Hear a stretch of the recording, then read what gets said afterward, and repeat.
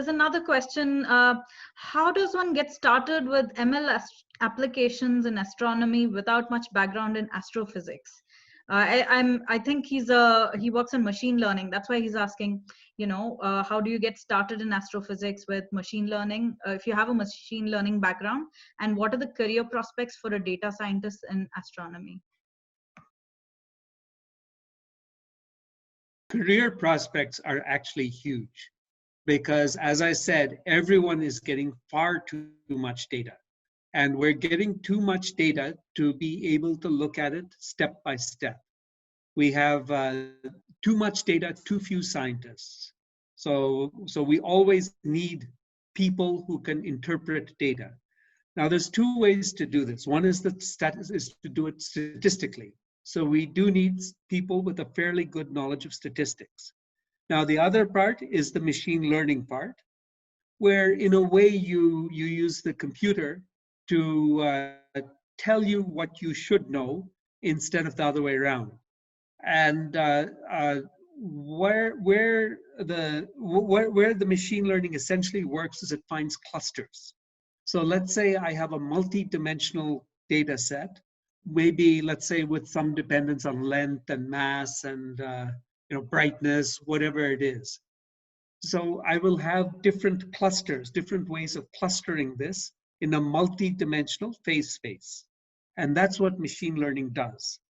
Now, the problems that I was alluding to is that very often you always have to interpret this in terms of reality, in terms of things that make sense. And if you apply this machine learning blindly, you might get a correlation with the name of a planet, just because that's something that turns out. Maybe by star number, because star numbers are ordered 1, 2, 3, 4, 5, and all the stars with low star numbers are here, stars with high star number are here, and so things are correlated. And it's up to you to decide what those correlations are. So the machine learning part is to know how to find the clusters. The science part is to understand which of those clusters is important. So I think there's a huge scope. I see. It's just that both sides have to be willing to talk to each other in a way that might not make sense for each group individually. I see. So let's say research groups have to work together, and space astronomy groups can hire machine learning people, and it could work that way, maybe. Yeah. That's right. That's right. Yeah. So we have a related question. Actually, if I could say one more thing, there are actually groups that do this. So there are centers that are being set up for large data.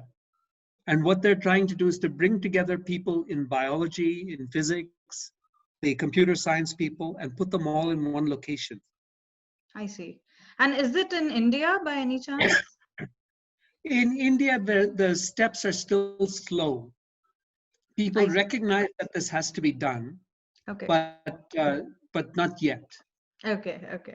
Avni Saxena also has a similar question. She's a computer science engineering student or graduate, and she doesn't have. She's asking about difficulties in collaboration with computer science side, as they don't have deep knowledge about astronomy. Me being computer science engineering, who want to turn my focus to astronomy. So what should I do for further studies? It's really confusing. The only thing to do is to reach out to scientists. Reach out to astronomers. Or if you're interested in something like protein folding, reach out to biologists. Reach out to whoever has expertise in the area that you're studying in. And when you reach out, always some people are interested, some people are not interested. So go ahead and find someone, talk to them. I wanted to say that's what STEMnet is trying to do. It's trying to bring people, industry, academic experts, to students, and connect them in an easier, more friction-free way online, so that such interactions will help the not only the people, the students in getting key information and able to make good decisions in their further studies or career, but also it will help them get some skills and stuff like that. So moving on to the next question by Arvind. um, do you think that there aren't enough missions sent to the outer planets and their moons? Mars seems to be getting a lot of attention, but outer planet moons seem worth more exploration. The basic point is we don't have enough money. I think we should do all of these things. Mars gets a lot of attention because it's reasonably close by. We know how to get to Mars. We know what we're looking for on Mars. We've already done a lot. And so now you can start doing the next steps. And eventually what people want to do is they want to look for life on Mars. And that's one of the things that has been driving this interplanetary exploration, search for life. So I think there was a mission to Europa that was accepted recently. If I think there's some study plans to go to Titan, so which is this moon of Saturn, where there is it's got Earth has a liquid, has a water-based weather system. Titan has a methane-based weather system. It's got ammonia lakes. It's got methane rain. So a lot of exciting things are happening there. So yes, I do think that I think that there are just not enough missions, period. Not that there are not enough missions to the outer planets or to Mars. I just don't think there's enough missions. I think that we should be doing a lot more. And I think we should be sending more missions. I think that one thing that I think is very exciting is if we could send a mission to Proxima Centauri, the nearest star. It would take a generation to get there, and it would have to be an international mission. But there's something that that you could do for not very much money that really would bring us all together. That's a very good suggestion, actually. And that would keep the interest in space alive for the next 100 years because of that, and still keep No, contributing. absolutely. Yeah. Yeah. Just like the Voyager is doing to us today. Yes. Yeah. I get tweets from Voyager. It tells me how far it is. I see. How many light days it is away. Do you tweet back? Well, not much for Twitter. Sorry. Yeah, so moving on to the next question, because we have quite a few here. So Ved is saying, we used to see a bright big star on west side every day from our home, and my son is curious about which planet it is, and it doesn't twinkle. Is it Venus? Yeah, I'm always embarrassed when people ask me astronomy questions because I'm not an astronomer. I'm actually a physicist. And so, I had a telescope when I was 8 years old. My grandfather bought me a telescope. And I looked up at Saturn and I saw the rings, and that was cool. I looked at Jupiter, I saw the moons, that was cool. And then I looked the next day and Saturn still had rings and Jupiter still had moons. And the stars were still there. So I sort of stopped looking up with the telescope. And I was always interested more in why and how rather than in just looking up at the sky. But the specific, so I had gone to Nainital, and from Nainital you get a beautiful view over the mountains. And so I posted this picture of what I thought was Jupiter above the mountains, and 10 people wrote to me and said, no, that's actually Venus. So my bet is that it's Venus. I see. Okay. We have a story about that at IAA, where this was maybe about 7 or 8 years ago. The Indian Army, they were worried because they always saw two things rising above the mountains from the Chinese side of the border.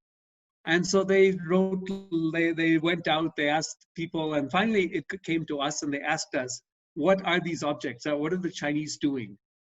And so fortunately, whoever it was, one of our professors, he said, no, that's actually Venus and Jupiter.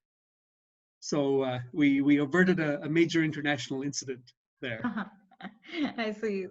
That's a great contribution as well then. So Bharat is asking us, sir, can you please enlighten about current projects you're working on and about interesting projects you've worked on before? Now, the thing that we're the thing that's most exciting to most, of course, we do our daily work, and that's exciting to us because we're learning more about interstellar dust and so on. But the thing that we've started now is that we've started a program of building small space payloads. So, you know, the regular way of doing things is that you build big things for hundreds of crores or thousands of crores, and you send them up, and then they take a few years of data, and you do that. What we're doing is that we're trying to take advantage of this new opportunities in small satellites and more frequent launches. So we're building payloads that are maybe 3U to 4U, 6U, that's 60 centimeter by 60 centimeter payloads, where they're not going to do the big science that maybe JWST will do, but we're looking at niche problems. One of the things might be Betelgeuse, for instance. If we were to look at Betelgeuse, if you're looking at the Hubble Space Telescope, you cannot look at Betelgeuse for 6 months because there's so many things to look at. You can't focus on that one star. Whereas what we would do is we would build something for a few lakhs, and then we would send it up, and then we would look at Betelgeuse, just Betelgeuse, for 6 months.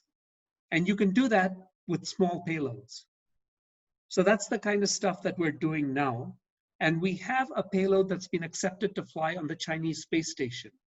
So this was through a United Nations program, the United Nations Office of Outer Space Affairs. They had a limited number of spots open on the Chinese space station, and they asked for proposals. And so what we did is we proposed to put a spectrograph to look for hot gas, basically, on the Chinese space station. And it was accepted. And so now whenever the Chinese space station launches, it was going to be 2022. Probably now it'll be a year or so delay. But we hope to be there when it launches. They won't give us, we're not getting any money from it. We're doing it from internal resources. But it's a free launch, and it's an opportunity to sit on the space station, maybe for 6 months or a year. I see. The International Space Station, basically. Yeah, yeah. No, not the international one. The Chinese space station. Oh, sorry. Yeah. Okay. Yeah. The Chinese Yeah. space station, which will be in the upper atmosphere. No, it'll be at about 500 kilometers. I see. Okay.